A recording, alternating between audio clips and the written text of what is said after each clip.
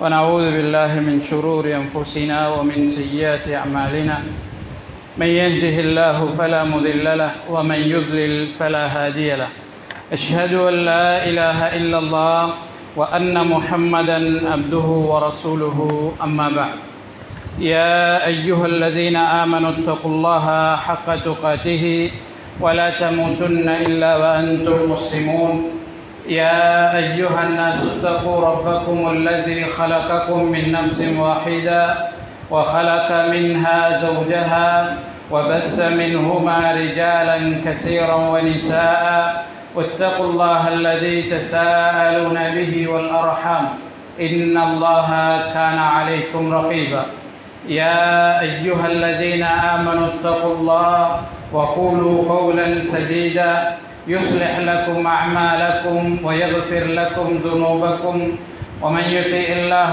ورسوله فقد فاز فوزا عظيما فإن أصدق الحديث كتاب الله وخير الهدي هدي محمد صلى الله عليه وسلم وشر الأمور محدثاتها وكل محدثة بدعة وكل بدعة ضلالة وكل ضلالة في النار أو كما قال عليه الصلاة والسلام. அன்புக்குரிய அல்லாஹ்வின் நல்லடியார்களே, அல்லாஹ்வினால் இடப்பட்ட கட்டளையை நிறைவேற்றுவதற்காக உரிய நேரத்தில் இங்கே ஒன்று கூடியிருப்பதைப் போல எல்லா நிலைகளிலும் அல்லாஹுவை பயந்து தக்வாவுடன் நடந்து கொள்ளுமாறு எனக்கும் அப்பால் உங்களுக்கும் வசியத்து செய்து கொள்கின்றேன். தக்வா என்பது அல்லாஹுவும் அவனது தூதர் ஸல்லல்லாஹு அலைஹி வஸல்லம் அவர்களும் எவைகளை ஏவினார்களோ அவற்றை முடியுமான அளவு எடுத்து நடப்பதும், எவைகளை தடை செய்தார்களோ அவற்றை முற்றாக தவிர்த்து வாழ்வதுமாகும். அன்புக்குரிய அல்லாஹ்வின் நல்லடியார்களே, மனிதனை பொறுத்தவரை குறையுள்ளவனாகவே அவன் இருக்கின்றான். மனிதன் முழுமையானவன் கிடையாது. ஏதோ ஒரு அடிப்படையில் அவனிடம் குறை இருந்து கொண்டே இருக்கிறது. அல்லாஹு தஆலா அல் குர்ஆனிலே சூரத்துல் அஹ்ஸாப் 72வது வசனத்திலே இன்னா அரத்னல் அமானத அலஸ் ஸமாவாதி வல் அர்த் வல் ஜிபால், நாங்கள் வானங்களிடமும் பூமியிடமும் மலைகளிடமும் இந்த அமானிதத்தை சுமக்குமாறு வேண்டினோம். ஆனால் அவைகள் பயந்து நடுநடுங்கி அதை மறுத்துவிட்டன, எங்களால் சுமக்க முடியாது என்று சொல்லிவிட்டது. வஹமலஹல் இன்சான், ஆனாலும் மனிதன் அதை சுமந்து கொண்டான். இன்னஹு கான வலூமன் ஜஹூலா, ஏனென்றால் மனிதனை பொறுத்தவரை அவன் பாவம் செய்பவனாக, அநியாயக்காரனாகவும் அறியாதவனாகவும் இருக்கிறான். பாவம் என்றால் என்ன? தனக்குத்தான் அநியாயம் செய்து கொள்வது எப்படி, எந்த வகையில் அமைகிறது, அடுத்தவர்களுக்கு அநியாயம் செய்கிற முறைகள் இது என்ன பாரதூரம் என்பது தெரியாதவனாக இந்த அமானிதத்தை அவன் சுமந்து கொண்டான் என்று அல்லாஹு தஆலா அல் குர்ஆனிலே சொல்லி காட்டுகிறான். எனவே மனிதனை பொறுத்தவரை நாம் அனைவரும் குறையுள்ளவர்களாகவே இருக்கிறோம். ஆனால் சிலருடைய குறை வெளிப்படையானது, சிலருடைய குறை மறைவானது. இதில் தான் நாங்கள் வித்தியாசப்படுகிறோம். சிலருடைய தீமை வெளிப்படையாக இருக்கிறது, சிலருடைய தீமை அல்லாஹு தஆலா மறைத்திருக்கிறான். எனவே இந்த இரண்டில் தான் நாங்கள் வித்தியாசப்படுகிறோமே தவிர இங்கு யாரும் 100% சுத்தமானவர்களாக, குறைகள் அற்ற மனிதர்களாக இங்கு யாரும் கிடையாது. மனிதனை அல்லாஹு தஆலா அடிப்படையிலே குறை உள்ளவனாகத்தான் படைத்திருக்கிறார். எங்களுடைய பார்வை முழுமையானது கிடையாது, எங்களுடைய கேள்வி முழுமையானது கிடையாது, எங்களுடைய நுகர்வு முழுமையானது கிடையாது, எங்களுடைய பேச்சு முழுமையானது கிடையாது.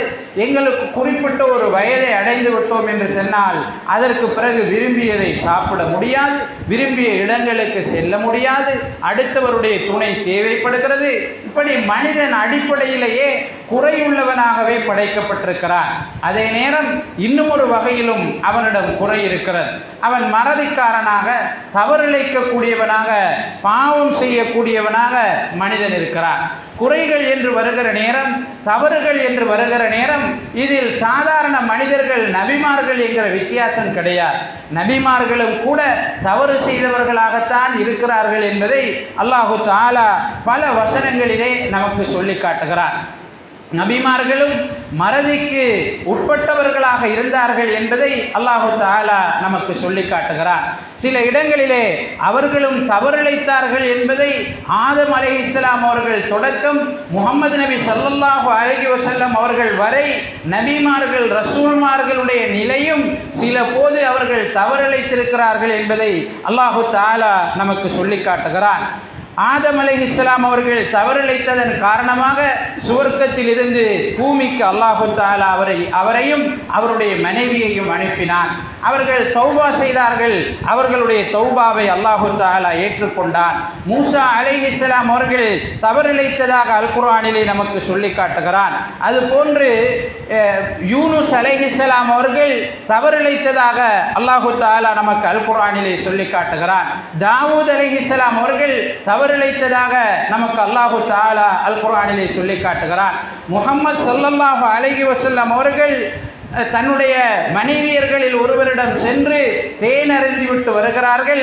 அடுத்த மனைவியர்கள் தேனிலே துர்நாற்றம் அடிப்பதாக அல்லது நபியிலே துர்நாற்றம் அடிப்பதாக சொல்கிறார்கள். ஸல்லல்லாஹு அலைஹி வஸல்லம் அவர்கள், நான் இனி தேனை குடிக்க மாட்டேன், தேனைத்தான் நான் அருந்தினேன், இனி அங்கு செல்ல மாட்டேன் என்று நபி ஸல்லல்லாஹு அலைஹி வஸல்லம் அவர்கள் தனக்குத்தானே தடை செய்து கொண்ட போது அல்லாஹு தஆலா அதை கண்டித்து வசனம் இறக்குகிறான். யா அய்யுஹன் நபி லிம துஹர்ரிமு மா அஹல்லல்லாஹு லக தப்தகி மர்தாத அஸ்வாஜிக, உன்னுடைய மனைவியர்கள் சிலருடைய திருப்தியை நோக்கமாக கொண்டு நீ ஏன் அல்லாஹு தஆலா உனக்கு ஹலாலாக்கியதை ஹராமாக்குகிறாய் என்று நபி ஸல்லல்லாஹு அலைஹி வஸல்லம் அவர்களுக்கு அல்லாஹு தஆலா சுட்டிக்காட்டுகிறான்.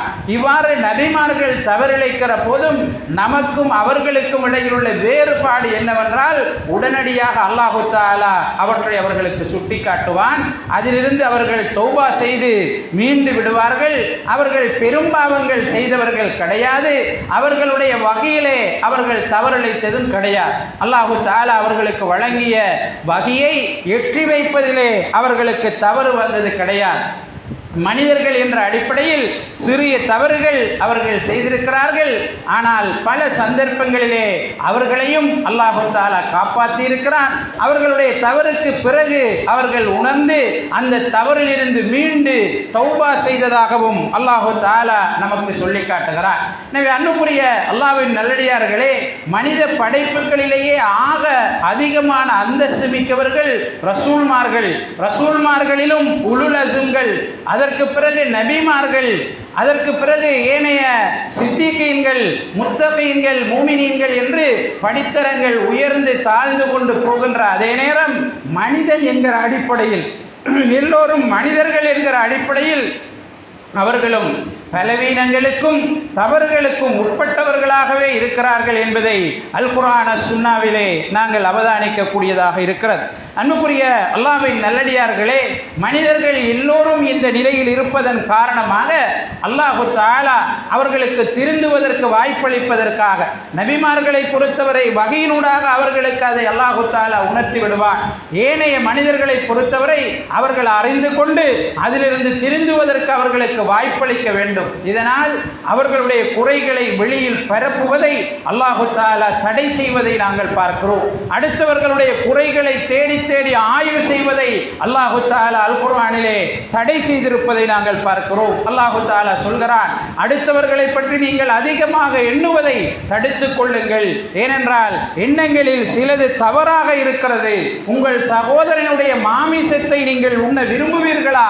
அவன் மரணித்ததற்கு பிறகு அவனுடைய மாமிசத்தை உண்பதற்கு நீங்கள் விரும்புவீர்களா? இல்லை, நீங்கள் வெறுப்பீர்கள் என்று அல்லாஹு தஆலா அடுத்தவர்களுடைய குறையை துருவி துருவி ஆராய்வதை, அடுத்தவர்களுடைய குறையை தேடுவதை, மரணித்ததற்கு பிறகு அவனுடைய மாமிசத்தை உண்பதற்கு சமனான ஒரு காரியமாக அல்லாஹு தஆலா நமக்கு சொல்லி காட்டுவதை பார்க்கிறோம். ரசூலுல்லாஹி ஸல்லல்லாஹு அலைஹி வஸல்லம் அவர்கள் ஒரு தடவை மிம்பரிலே ஏறுகிறார்கள். மக்களை பார்த்து உயர்ந்த சத்தத்திலே சொல்கிறார்கள், நீங்கள் சிலர் இஸ்லாத்தை ஏற்றுக்கொண்டிருக்கிறீர்கள், நாவினால் இஸ்லாத்தை மொழிந்திருக்கிறார்கள், ஆனால் உள்ளத்திலே அவர்களுடைய உள்ளங்களிலே ஈமான் இறங்கவில்லை. முஸ்லிம்களை நோவினைப்படுத்தாதீர்கள், அவர்களுடைய குறைகளை நீங்கள் துருவி துருவி ஆராயாதீர்கள். ஏனென்றால் தன்னுடைய சகோதரனுடைய குறையை யார் துருவி துருவி ஆராய்கிறானோ அவனுடைய குறையை அல்லாஹு தஆலா வெளிக்காட்டுவார். அவனுடைய குறையை அல்லாஹு தஆலா வெளிப்படுத்த ஆரம்பிப்பார். யாருடைய குறையை அல்லாஹு தஆலா ஆராய ஆரம்பித்து விட்டானோ நிச்சயமாக அவனுடைய வீட்டில் இருக்கின்ற குறைகளை கூட அல்லாஹு தஆலா பகிரங்கப்படுத்தி அவனை கேவலப்படுத்தி விடுவான் என்று ரசூலுல்லாஹி ஸல்லல்லாஹு அலைஹி வஸல்லம் அவர்கள் சொன்னார். வேறொரு ஹதீஸிலே நாங்கள் பார்க்கிறோம், அல்லாஹ்வின் தூதர் ஸல்லல்லாஹு அலைஹி வஸல்லம் அவர்கள் சொல்கிறார்கள், யார் ஒரு முஸ்லிமுடைய குறையை இந்த உலகத்திலே மறைக்கிறானோ அவனுடைய குறையை அல்லாஹு தஆலா இந்த உலகத்திலும் நாளை மறுமையிலும் அல்லாஹு தஆலா மறைப்பான் என்று ரசூலுல்லாஹி ஸல்லல்லாஹு அலைஹி வஸல்லம் அவர்கள் சொன்னார்கள். அல்லாஹு தஆலா அடுத்தவர்களுடைய வீடுகளிலே அனுமதி பெற்று செல்லுமாறு செல்கிறார். அடுத்தவர்களுடைய வீடுகளில் நாங்கள் நுழையும் போது கூட அனுமதி பெற்றுத்தான் நுழைய வேண்டும் என்று அல் குர்ஆன் நமக்கு சொல்கிறது.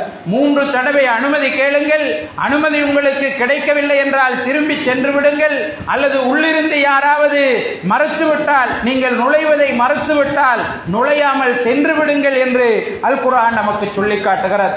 புகாரி முஸ்லிமிலே வரக்கூடிய ஒரு செய்தியில் ரசூலுல்லாஹி ஸல்லல்லாஹு அலைஹி வஸல்லம் அவர்கள் சொல்கிறார்கள், நீங்கள் வீடுகளிலே நுழைவதற்கு அனுமதி கேட்குமாறு வழங்கப்பட்டிருப்பது அடுத்தவருடைய வீட்டிலே நடக்கின்ற விவகாரங்களை, அடுத்தவருடைய வீட்டுக்குள்ளே இருக்கிற குறைகளை நீங்கள் கண்டுவிடக் கூடாது என்பதற்காகத்தான் அடுத்தவர்களுடைய வீடுகளிலே அனுமதியை பெற்றுக்கொண்டு நுழையுங்கள் என்று இஸ்லாம் உங்களுக்கு வழிகாட்டி இருக்கிறது என்று ரசூலுல்லாஹி ஸல்லல்லாஹு அலைஹி வஸல்லம் அவர்கள் சொல்கிறார். அன்புக்குரிய அல்லாஹ்வின் நல்லடியார்களே, எங்களில் ஒருவர் அடுத்தவருடைய வீட்டுக்கு சென்று 3 தடவை அனுமதி கேட்டும் அவர் வழங்காமல் உள்ளே அவர் இருந்து இப்போது வர வேண்டாம் சென்று விடுங்கள் என்று சொன்னால் சாதாரணமாக எங்களுடைய மனோநிலை எப்படி இருக்கும் என்பதை நாங்கள் சற்று சிந்தித்து பார்த்தால் எந்த அளவு தூரம் மனதளவிலே அடுத்தவர்களுடைய குறைகளை தேடுவதில் எங்களுடைய மனது பலவீனமாக இருக்கிறது என்பதை நாங்கள் ஒவ்வொருவரும் புரிந்து கொள்ளக்கூடியதாக இருக்கும். அன்புக்குரிய அல்லாஹ்வின் நல்லடியார்களே, யாராவது ஒருவர் ஒரு செய்தியை உங்களிடம் கொண்டு வந்தால் ஃபதபையனு, அதை தீர விசாரியுங்கள் என்று அல் குர்ஆன் நமக்கு சொல்லி காட்டுகிறது. வருகிற செய்திகளை எல்லாம் ஒருவர் நம்பி அதை பேச ஆரம்பித்து விடுவாராக இருந்தால் அவர் பொய்யன் என்பதற்கு அதுவே போதிய சான்றாகிவிடும் என்று ரசூலுல்லாஹி ஸல்லல்லாஹு அலைஹி வஸல்லம் அவர்கள் ரசூலுல்லாஹி ஸல்லல்லாஹு அலைஹி வஸல்லம் அவர்கள் சொல்லி காட்டுகிறார். அல்லாஹு தஆலா அல் குர்ஆனிலே பல இடங்களில் எங்களுக்கு அடுத்தவர்களை பற்றி வருகிற செய்திகளை உடனடியாக நம்பிவிடக் கூடாது, அதை முறையாக கையாள வேண்டும், உரியவர்களிடம் கொண்டு சென்று அதற்கான விளக்கங்களை பெற்றுக்கொள்ள வேண்டும் என்பதை சூரத்து நூர் 14-15 வசனங்களில் எல்லாம் நமக்கு அல்லாஹு தஆலா சொல்லி காட்டுவதை பார்க்கிறோம். ரசூலுல்லாஹி ஸல்லல்லாஹு அலைஹி வஸல்லம் அவர்கள் தன்னிடம் முறையிட வருகிற வாதிட வருகிறவர்களிடம் சொல்லுவார்கள், இன்னமா அன பஷர், நானும் ஒரு மனிதன் தான், நானும் ஒரு மனிதன் தான். நீங்கள் உங்களை பற்றி என்ன சொல்கிறீர்களோ, அடுத்தவர்களை பற்றி நீங்கள் என்ன சொல்கிறீர்களோ அதை வைத்துத்தான் நான் தீர்ப்பு வழங்க முடியும். எனவே அல்லாஹுவை பயந்து கொண்டு முறையாக பேசுங்கள் என்று நபி ஸல்லல்லாஹு அலைஹி வஸல்லம் அவர்கள் சொல்வார்கள். எனவே அன்புக்குரிய அல்லாஹ்வின் நல்லடியார்களே, மனிதன் பலவீனமானவன், அவன் குறைகள் நிறைந்தவன். குறைகள் அவனிடமிருந்து வெளிப்படுகிற நேரம் அதை முடியுமான அளவு மறைப்பதற்கு நாங்கள் ஒவ்வொருவரும் முயற்சி செய்ய வேண்டும். நிச்சயமாக அல்லாஹு தஆலா அடுத்தவர்களுடைய குறைகளை மறைப்பவர்களை விரும்புகிறார். அவர்களுடைய குறைகளை இந்த உலகத்திலும் மறு உலகத்திலும் மறைக்கிறார் என்கிற செய்திகளை நாங்கள் பார்க்கிறோம். அடுத்தவர்களுடைய குறைகளை யாரெல்லாம் தேடி தேடி ஆராய்கிறார்களோ அவர்களுடைய குறைகளை அல்லாஹு தஆலா அம்பலப்படுத்துவார். இது நபி ஸல்லல்லாஹு அலைஹி வஸல்லம் அவர்களுடைய வாக்குறுதியாக, எச்சரிக்கையாக இருக்கிறது என்பதை நாங்கள் ஒவ்வொருவரும் புரிந்து கொள்ள கடமைப்பட்டிருக்கிறோம். அன்புக்குரிய அல்லாஹ்வின் நல்லடியார்களே, அல்லாஹு தஆலா சிலர் மீது நேசம் கொள்கிறார். அல்லாஹு தஆலா சிலரை விரும்புகிறார். அவர்களுடைய குறைகளை அவன் மறைக்கிறார். அல்லாஹு தஆலா சிலரை விரும்புகிறான், அவர்களுடைய குறைகளை, அவர்களுடைய சில பாவங்களை அல்லாஹு தஆலா அடுத்தவர்களுக்கு தெரியாமல் மறைத்து விடுகிறார்.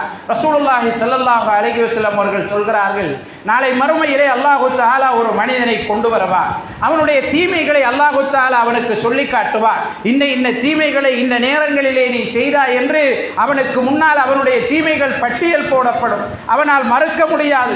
அவன் ஏற்றுக்கொள்வார். இறைவா, நான் செய்தேன், உண்மைதான் என்று ஏற்றுக்கொள்வார். மிகவும் அச்சத்தோடும் பயத்தோடும் அவன் நிற்பார். அல்லாஹு தஆலா அவனுக்கு சொல்வான், இந்த உலகத்திலேயே உன்னுடைய குறைகளை நான் மறைத்து விட்டேன், மறுமையிலும் நான் மறைத்து விடுகிறேன், உன்னை மன்னிக்கிறேன் என்று அல்லாஹு தஆலா அவனுக்கு நற்செய்தி சொல்வான் என ரசூலுல்லாஹி ஸல்லல்லாஹு அலைஹி வஸல்லம் அவர்கள் சொன்னார்கள். எனவே அன்புக்குரிய அல்லாஹ்வின் நல்லடியார்களே, நாங்கள் அடுத்தவர்களுடைய குறைகளை மறைக்கின்ற நேரம், அடுத்தவர்களுடைய தவறுகளை பொறுத்து கொண்டு அதை கண்டும் காணாமல் நடக்கின்ற நேரம், நிச்சயமாக அல்லாஹு தஆலா எங்களுடைய குறைகளை இம்மையிலும் மறுமையிலும் மறைப்பான், மன்னிப்பான் என்கிற செய்திகளை நாங்கள் ஒவ்வொருவரும் புரிந்து கொள்ள கடமைப்பட்டிருக்கிறோம். அதே நேரம் நாங்கள் அடுத்தவர்களுக்கு தப்பெண்ணம் ஏற்படுகிற அடிப்படையிலே நடந்து கொள்வதையும் தவிர்த்து கொள்ள வேண்டும். எங்களுடைய குறை எங்களோடு இருக்கட்டும், எங்களுடைய பாவங்கள் எங்களோடு இருக்கட்டும், அதற்காக நாங்கள் அல்லாஹு தஆலாவிடம் மன்னிப்பு கோரிக்கொள்வோம். ஆனால் அடுத்தவர்களுடைய கண்களிலே ஆகுமான விஷயங்களாக இருந்தாலும் தப்பான எண்ணங்கள் ஏற்படாத அடிப்படையிலே நாங்கள் நடந்து கொள்ள கடமைப்பட்டிருக்கிறோம். ரசூலுல்லாஹி ஸல்லல்லாஹு அலைஹி வஸல்லம் அவர்கள் ஒரு இரவு பொழுதிலே நிற்கிறார்கள். அவரோடு ஒரு பெண்மணி நிற்கிறார். 2 சஹாபாக்கள் அதை காணுகிறார்கள்.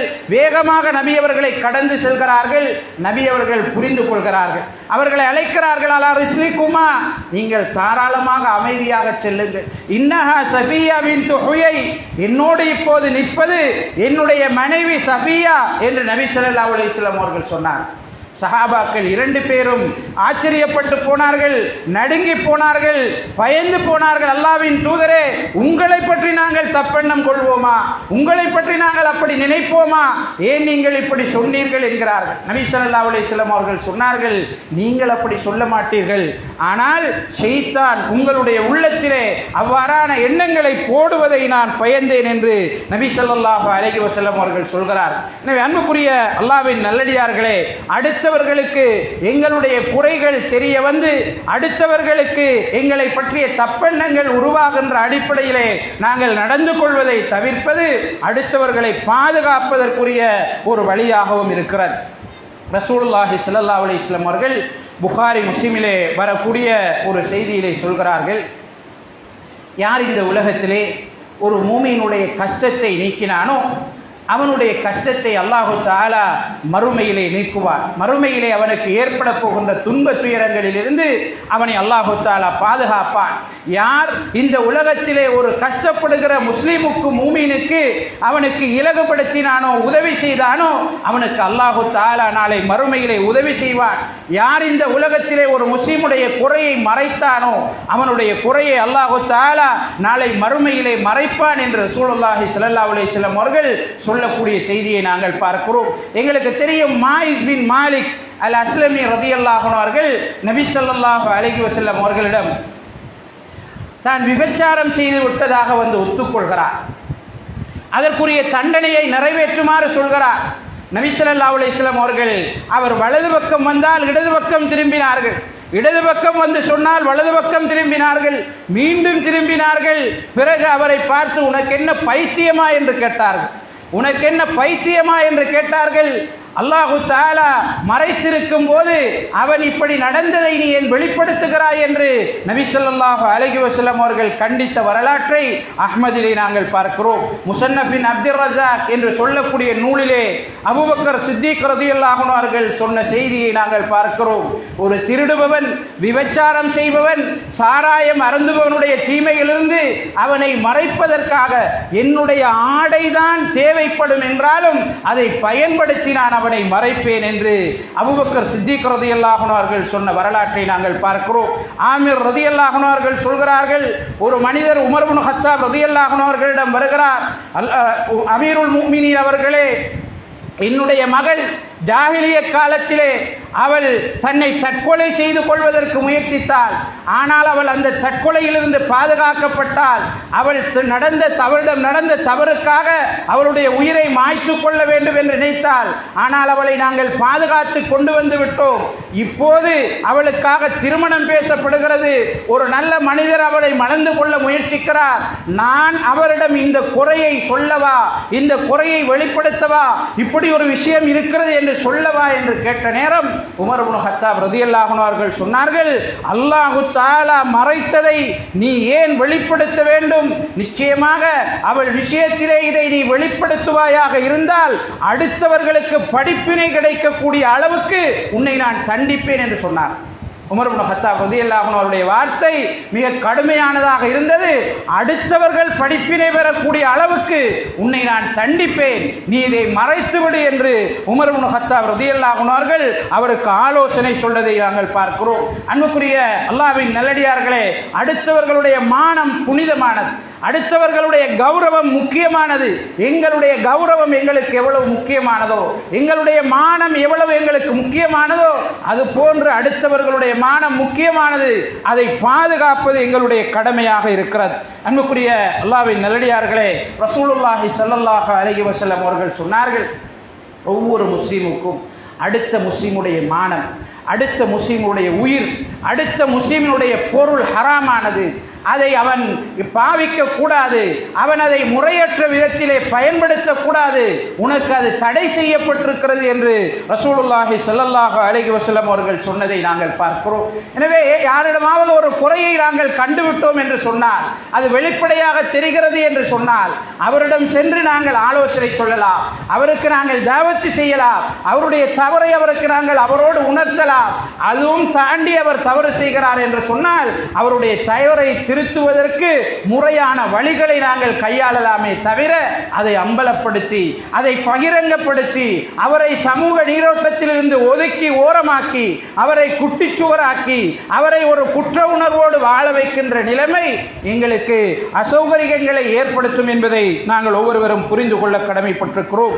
அன்புக்குரிய அல்லாஹ்வின் நல்லடியார்களே, ரசூலுல்லாஹி ஸல்லல்லாஹு அலைஹி வஸல்லம் அவர்கள் மியராஜ் சென்ற நேரம் சிலரை பார்க்கிறார்கள்.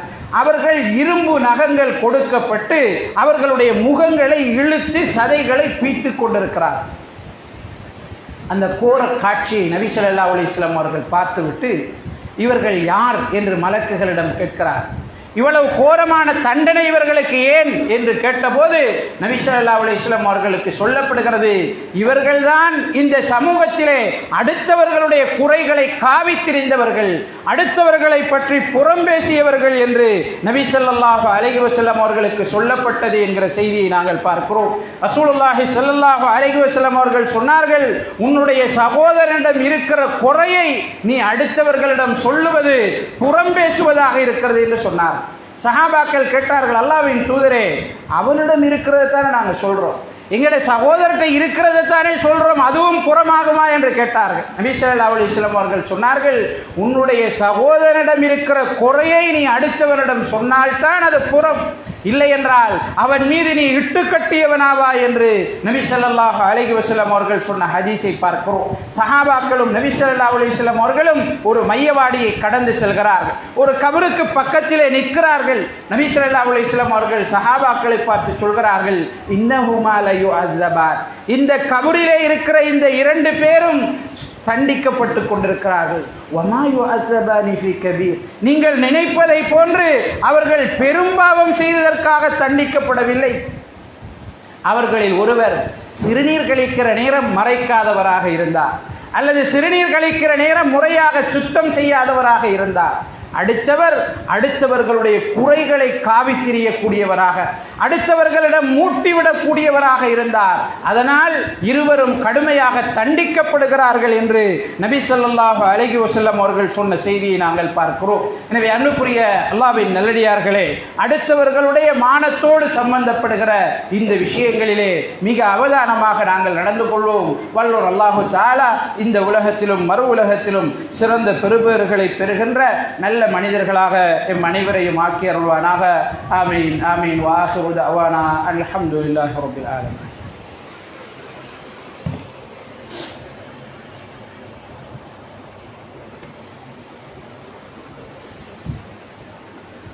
إن الحمد لله نحمده ونستعينه ونستغفره ونعوذ بالله من شرور أنفسنا ومن سيئات أعمالنا من يهده الله فلا مضل له ومن يضلل فلا هادي له أشهد أن لا إله إلا الله وأن محمدا عبده ورسوله أما بعد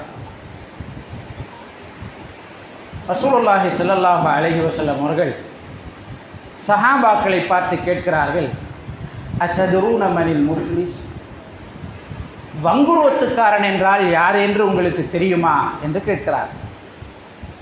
அப்போது சஹாபாக்கள் சொல்கிறார்கள், அல்லாஹ்வின் தூதரே, அல்லாஹ்வும் அவனுடைய தூதரும் தான் அறிவார்கள் என்றார்.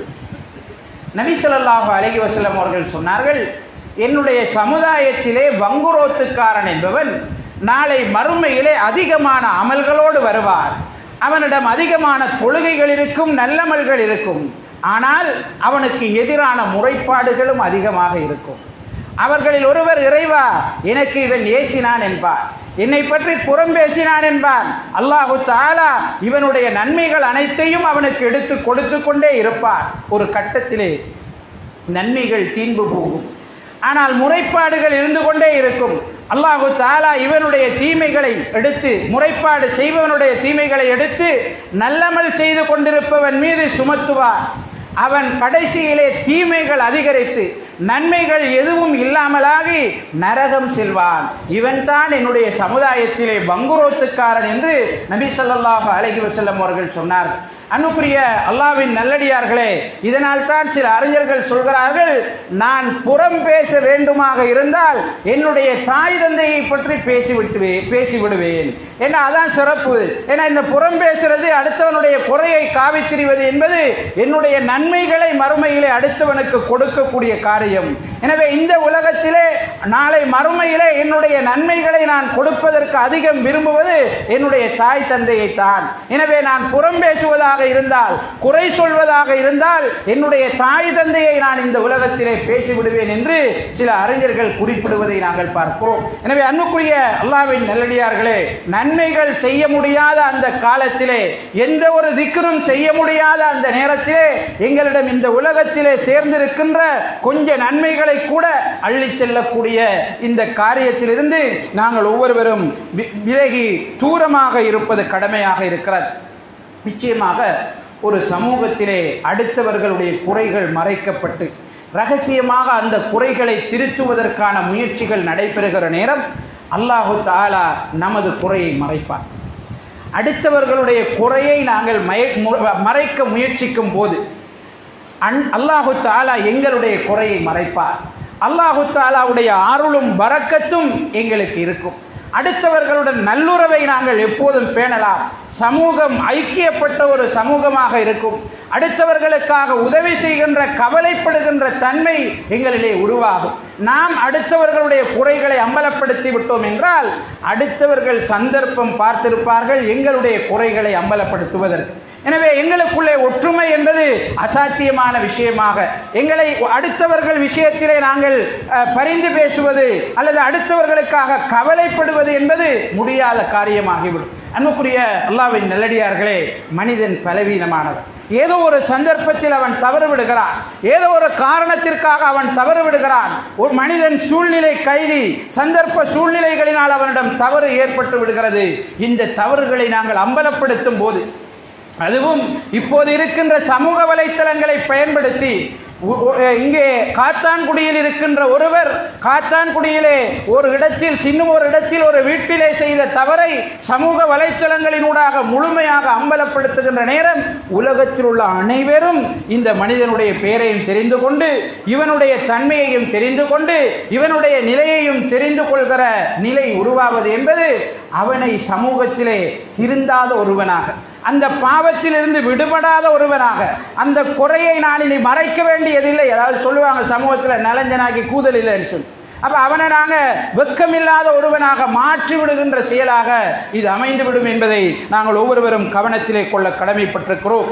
அன்புக்குரிய அல்லாஹ்வின் நல்லடியார்களே, ரசூலுல்லாஹி ஸல்லல்லாஹு அலைஹி வஸல்லம் அவர்கள் சொல்கிறார்கள், நீ அடுத்தவனுடைய குறையை அம்பலப்படுத்துவாயாக இருந்தால் அடுத்தவனுடைய குறையை துருவி துருவி ஆராய்ந்து அம்பலப்படுத்துவாயாக இருந்தால் அஃஸத்தஹு, அவனை நீ கெடுத்து விட்டாய் என்று நபி ஸல்லல்லாஹு அலைஹி வஸல்லம் அவர்கள் சொன்னார்.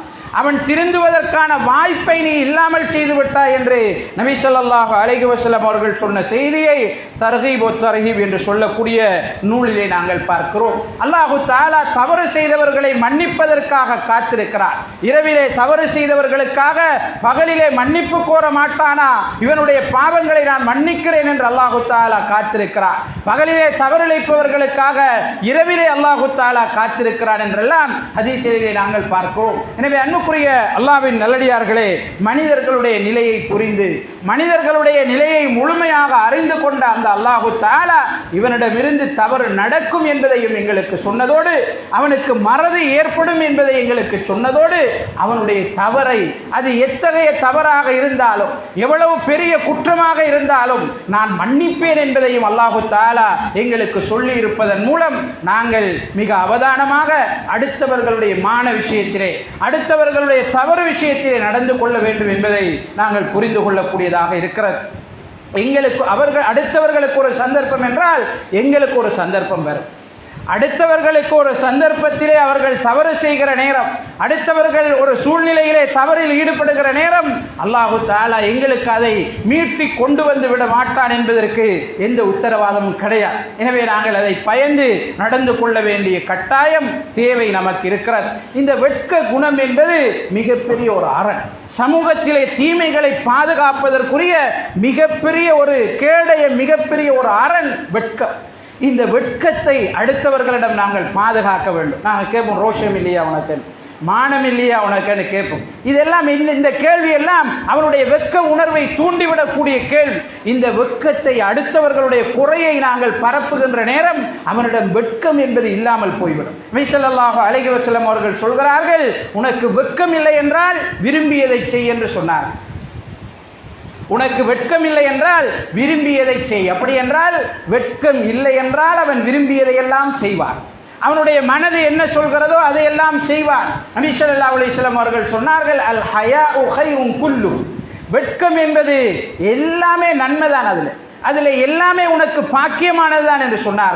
ஒரு நபித்தோழர் அவருடைய மகனை வைத்துக் கொண்டு கண்டித்துக் கொண்டிருக்கிறார். ஏன் கூச்சப்படுகிறார், ஏன் வெட்கப்படுகிறார் என்று சொன்னார், என்று கண்டித்துக் கொண்டிருக்கிறார். நபி ஸல்லல்லாஹு அலைஹி வஸல்லம் அவர்கள் சொன்னார்கள், அவனை விடு, வெட்கம் என்கிறது நன்மையை தவிர வேறு எதையும் கொண்டு வராது என்று நபி ஸல்லல்லாஹு அலைஹி வஸல்லம் அவர்கள் வெட்க உணர்வை பாதுகாக்க வேண்டும் என்று சொன்னார். எனவே சமூக ரீதியாக இந்த உணர்வு பாதுகாக்கப்படுகிற நேரம், வெட்கம் என்கிற உணர்வை பாதுகாக்கப்படுகிற நேரம் தவறுகள் குறைந்த ஒரு சமூகமாக, பகிரங்கமாக தவறுகள் இல்லாத ஒரு சமூகமாக இந்த சமூகம் மாறும் என்பதிலே எந்த விதமான சந்தேகமும் கிடையாது. அன்புக்குரிய அல்லாஹ்வின் நல்லடியார்களே, அடுத்தவர்கள் மீது பரப்பப்படுகிற குறைகளின் யதார்த்தத்தை புரிந்து கொள்வது கஷ்டமானது என்பதை நாங்கள் அறிந்து கொள்ள வேண்டும். ஒருவர் எங்களிடம் வந்து அடுத்தவரை பற்றி ஒரு குறையை சொல்கிறார் என்றால் அதனுடைய உண்மைத்தன்மையை தெரிந்து கொள்வது கடினமானது. இது உண்மையா நடந்துச்சா இல்லையா, இது என்ன என்றது மிக கடுமையானது, கஷ்டம். அதுவும் இந்த சமூக வலைத்தளங்கள் நிறைந்திருக்கிற இந்த காலத்திலே அடுத்தவர்களுடைய குறைகளை நாங்கள் எது சரியானது எது பிழையானது என்பதை அறிந்து கொள்வது மிக மிக கஷ்டமானது. ஏன்னா ஒரு குறிப்பிட்ட ஒருவர் ஒரு திட்டத்தின் அடிப்படையிலே ஏதாவது ஒரு விடயத்தை ஒருவரின் மீது பரப்ப வேண்டும் என்று நினைத்தால் ஒரு நொடி பொழுதிலே லட்சக்கணக்கானவர்கள் அந்த செய்தியை தெரிந்து கொள்கின்ற அளவுக்கு இன்றைக்கு நிலைமை மாறிவிட்டது.